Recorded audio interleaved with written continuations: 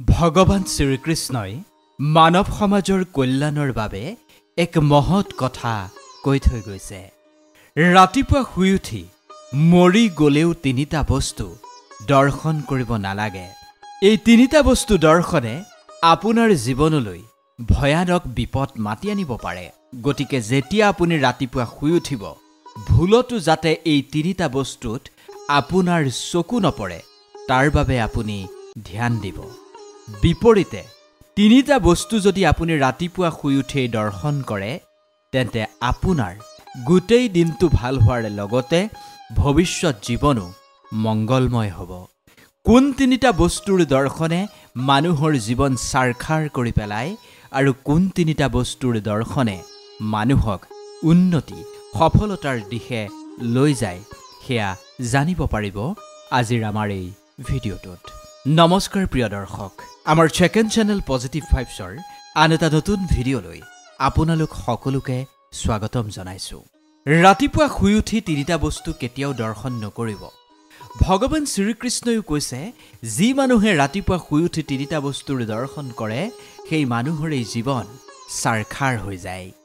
যদি আপুনিও আপোনাৰ জীৱনটো গঢ়িব বিচাৰিছে, যদি আপুনিও আপোনাৰ জীৱনটো ধ্বংস কৰিব বিচৰা নাই, তেন্তে তিনিটা বস্তু দৰ্শনৰ পৰা আঁতৰি আন তিনিটা বস্তু দৰ্শন কৰিলে আপুনি জীৱনত সফলতাৰ মুখ দেখিব পাৰিব।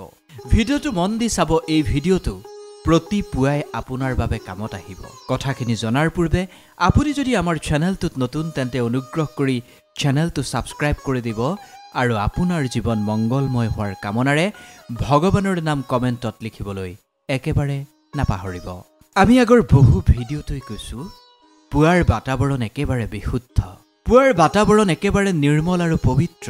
পুৱাৰ বাতাবৰণত এক যোগাত্মক শক্তি নিহিত হৈ থাকে।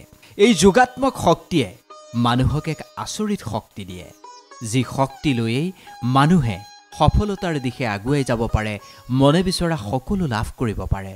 সেইবাবেই এই নিৰ্মল বাতাবৰণত যিসকল উঠে তেওঁলোকে জীৱনত যথেষ্ট সফল হ'বলৈ সক্ষম হয়। যিজন মানুহেই পুৱা সোনকালে বিচনাখন ত্যাগ কৰে, সেইজন মানুহেই সৰ্বোত্তম প্ৰাপ্তি লাভ কৰে। আৰু ভগৱান শ্ৰীকৃষ্ণইও এই ব্ৰহ্ম মুহূৰ্তৰ সময়খিনি বিচনা ত্যাগ কৰাৰ বাবে উত্তম সময় বুলি অভিহিত কৰিছে। কোৱা হয়, ব্ৰহ্ম মুহূৰ্তত যি বিচনাখন ত্যাগ কৰিব পাৰে, সেইজন মানুহেই জীৱনত সফলতাৰ মুখ দেখে। তেওঁৰ জীৱন কেতিয়াও অধোগতিৰ দিশে আগ নাবাঢ়ে। তেওঁ কেতিয়াও জীৱনত পিছলৈ চাবলগীয়া নহয়। তেওঁ কেতিয়াও জীৱনত ব্যৰ্থ নহয়। সেইবাবে কথাখিনি জনাৰ পূৰ্বে আপোনাক কৈ থওঁ, সদায় পুৱা সোনকালে উঠিবলৈ চেষ্টা কৰিব। প্ৰতিজন মানুহেই কামনা কৰে তেওঁৰ কেতিয়াও আৰ্থিক অভাৱ অনাটন নহওক। প্ৰতিজন মানুহেই কামনা কৰে তেওঁৰ বাকচটো যাতে ধনেৰে ভৰি পৰে।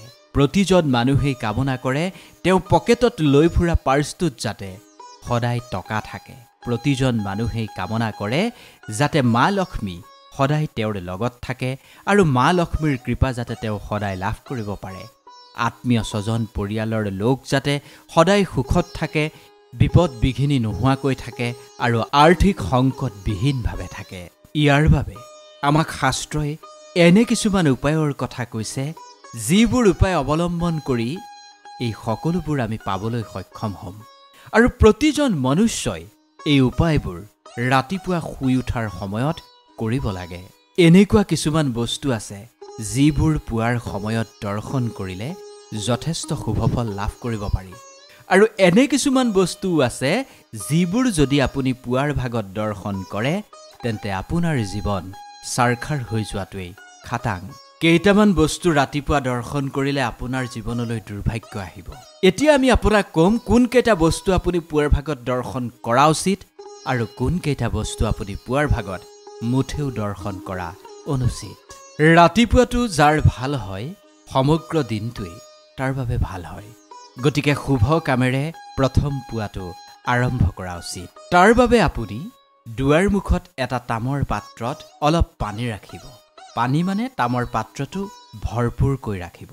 ৰাতিপুৱা যেতিয়া আপুনি দুৱাৰখন খুলিব, প্ৰথমেই সেই তামৰ পাত্ৰটোৱে আপুনি দেখিব। তামৰ পাত্ৰত পানী ৰাখিলে কি হয়, আমাৰ বাতাবৰণত যি পজিটিভ এনাৰ্জি আছে সেই পজিটিভ এনাৰ্জি সেই তামৰ পাত্ৰত থকা পানীখিনিয়ে আকৰ্ষণ কৰি ল'ব পাৰে। যদি ঘৰখনত আপুনি যোগাত্মক এক পজিটিভ বাতাবৰণ বিৰাজ কৰি ৰাখিব বিচাৰিছে, তেন্তে সদায় আপুনি ঘৰৰ দুৱাৰমুখত শোৱাৰ পূৰ্বে এটা তামৰ পাত্ৰত এঘটি পানী ৰাখক। এনেকুৱা কৰিলে কি হ'ব জানে? আপোনাৰ ঘৰখনত শান্তি প্ৰতিষ্ঠা হ'ব। আপোনাৰ ঘৰখনত হাই কাজিয়া নোহোৱা হ'ব। গৃহকণ্ডল আপোনাৰ ঘৰত সমূলি নোহোৱা হ'ব। কোনো নিগেটিভ বাতাবৰণে আপোনাৰ ঘৰত আৰু স্থান নাপায়। অৰ্থাৎ নিশাৰ ভাগত কোনো নিগেটিভ শক্তি আপোনাৰ ঘৰলৈ আহিবই নোৱাৰে, যদিহে আপুনি এটা তামৰ পাত্ৰত ভৰ্তি কৰি পানী ৰাখে। এটা কথা কওঁ, য'ত স্বচ্ছতা আছে তাতহে কিন্তু মা লক্ষ্মী আছে, আৰু য'ত লেতেৰা আছে তেন্তে তাত মা লক্ষ্মীৰ ভগ্নী অলক্ষ্মী আছে। গতিকে ৰাতিপুৱা শুই উঠি প্ৰথম ঘৰৰ মহিলাগৰাকীয়ে নিজৰ কোঠাটো পৰিষ্কাৰ পৰিচ্ছন্ন কৰি ল'ব লাগে, যাতে কোঠাটোত বা ঘৰখনৰ আন কোঠাত মা লক্ষ্মীয়ে বাস কৰে। গতিকে ঘৰখনৰ মহিলাগৰাকীৰ শুই উঠিয়েই প্ৰথম কামটোৱেই হ'ব কোঠাটো পৰিষ্কাৰ কৰা। ঘৰৰ প্ৰতিটো কোঠা চাফ চিকুণ কৰাৰ পিছত ঘৰৰ চোতাল, ঘৰৰ চৌহদ একেবাৰে চাফ চিকুণ কৰিবলৈ নাপাহৰিব। পাকঘৰটো আপুনি যেতিয়া পৰিষ্কাৰ কৰিব, তাক সদায় মন্দিৰ জ্ঞান কৰি পৰিষ্কাৰ কৰিব। মন্দিৰ যেনেদৰে আপুনি চাফ চিকুণ কৰে, ঠিক তেনেকৈয়ে আপুনি আপোনাৰ ঘৰৰ পাকঘৰটো পৰিষ্কাৰ কৰিব। তেতিয়া মা অন্নপূৰ্ণা আপোনাৰ লগতেই থাকিব। আৰু পাৰিলেতো ঘৰখনৰ মজিয়াত আপুনি স্বস্তিক আঁকক। স্বস্তিক মা লক্ষ্মীৰ অতিকে প্ৰিয়। মা লক্ষ্মীক প্ৰসন্ন কৰিবলৈ ঘৰৰ মজিয়াত স্বস্তিক অংকন কৰাটো খুবেই প্ৰয়োজন। যিখন ঘৰৰ মূল দুৱাৰমুখত স্বস্তিক থাকে, সেইখন ঘৰত মা লক্ষ্মী প্ৰৱেশ কৰে। সেইখন ঘৰৰ পৰা মা লক্ষ্মী হেনো কেতিয়াও আঁতৰি নাযায়। ঘৰৰ মূল দুৱাৰত স্বস্তিকৰ চিহ্ন ৰাখিব, খুবেই ভাল। মা লক্ষ্মীয়ে এই চিহ্নৰ প্ৰতি যথেষ্ট আকৰ্ষিত হয়। ৰাতিপুৱা শুই উঠিয়েই হাতৰ তলুৱা দৰ্শন কৰিব লাগে। হাতৰ তলুৱাত মা লক্ষ্মী থাকে, মা সৰস্বতী থাকে আৰু ভগৱান নাৰায়ণ থাকে। যি ৰাতিপুৱা শুই উঠিয়েই ভগৱান নাৰায়ণ, মা লক্ষ্মী আৰু মা সৰস্বতীৰ দৰ্শন কৰি দিনটোৰ আৰম্ভণি কৰিব, তাৰ জানো কিবা বেয়া হ'ব পাৰে? সেইজন মানুহ দিনটোত ব্যৰ্থ হোৱাৰ চান্স আছে জানো? কেতিয়াও নাই।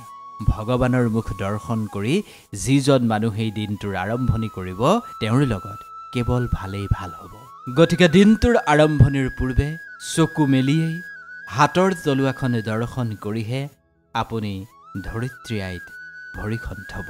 এনেকৈ যি দিনটোৰ আৰম্ভণি কৰে, তেওঁক সফলতাৰ ক্ষেত্ৰত পৃথিৱীৰ কোনো শক্তিয়ে বাধা দি ৰাখিব নোৱাৰে।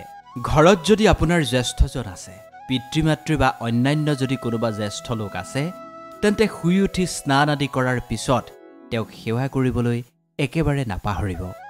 জীৱনত সফলতা লাভৰ বাবে জ্যেষ্ঠজনৰ আশীৰ্বাদ লোৱাটো খুবেই দৰকাৰ। জ্যেষ্ঠজনৰ আশীৰ্বাদ ল'লে আপুনি সংস্কাৰী হ'ব। আপোনাৰ সংস্কাৰ দেখি আন দুজন আৰু সংস্কাৰী হ'ব।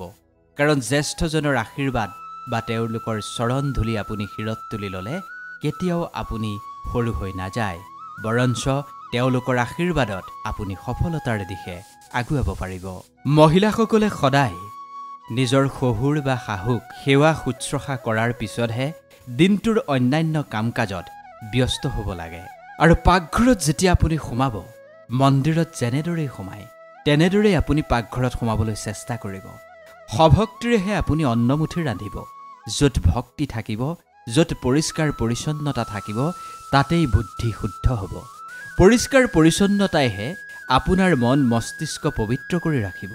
আৰু অন্ন ৰন্ধাৰ পিছত ভগৱানক ভোগ অৰ্পণ কৰিব। এভাগ গোমাতাক দান কৰিব। ভগৱানক ভোগ অৰ্পণ কৰি ভগৱানক অৰ্পণ কৰা ভোগ আপুনি বাকী ৰন্ধা খাদ্যৰ সৈতে মিহলি কৰি দিব। তেতিয়া কি হ'ব জানে? সেইখিনি প্ৰসাদত পৰিণত হ'ব।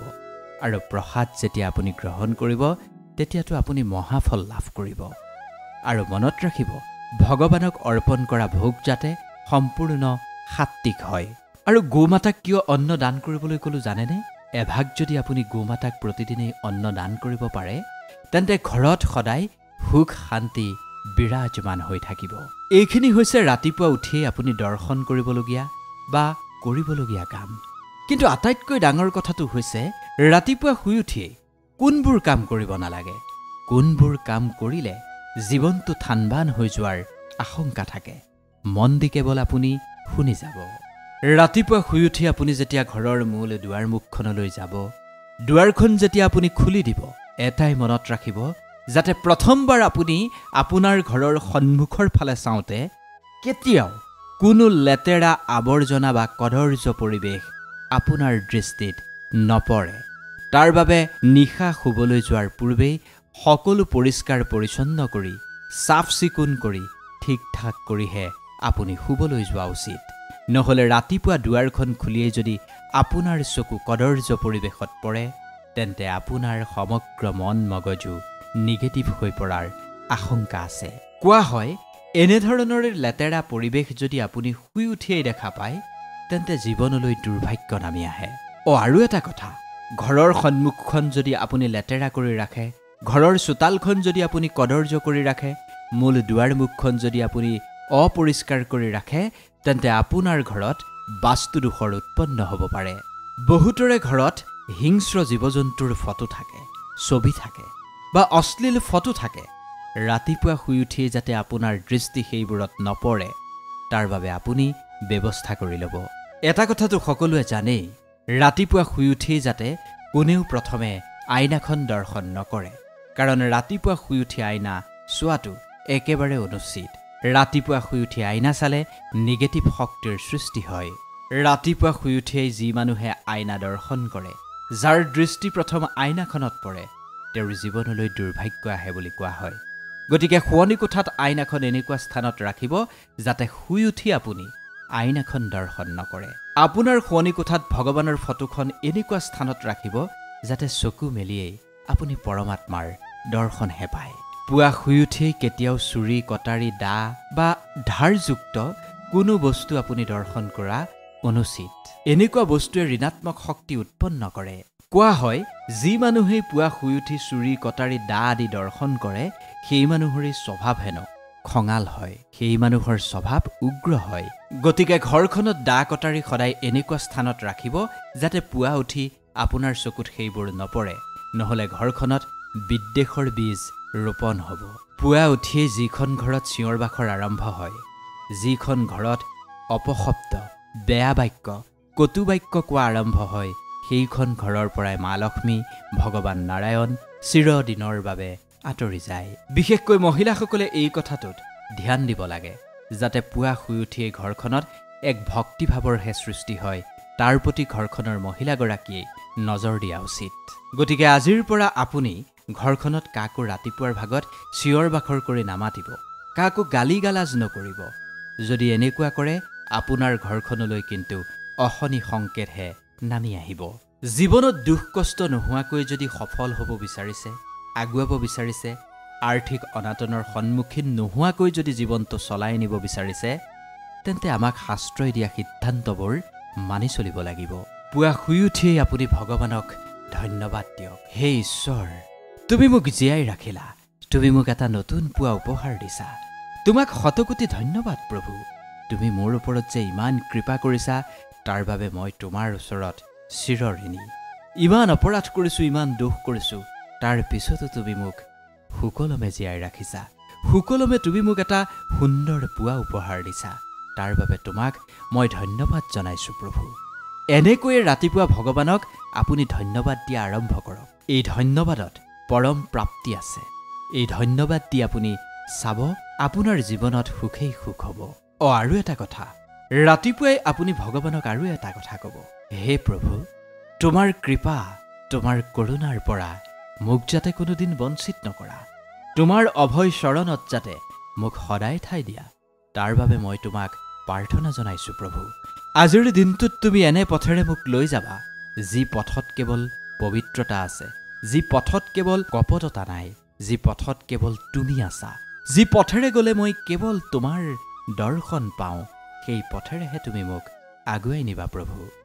এনেকৈ ভগৱানক কোৱাটো খুবেই জৰুৰী। এনেকৈ ভগৱানক ক'লে দিনটোত কেতিয়াও আপুনি বিপদ বিঘিনিৰ সন্মুখীন নহয়।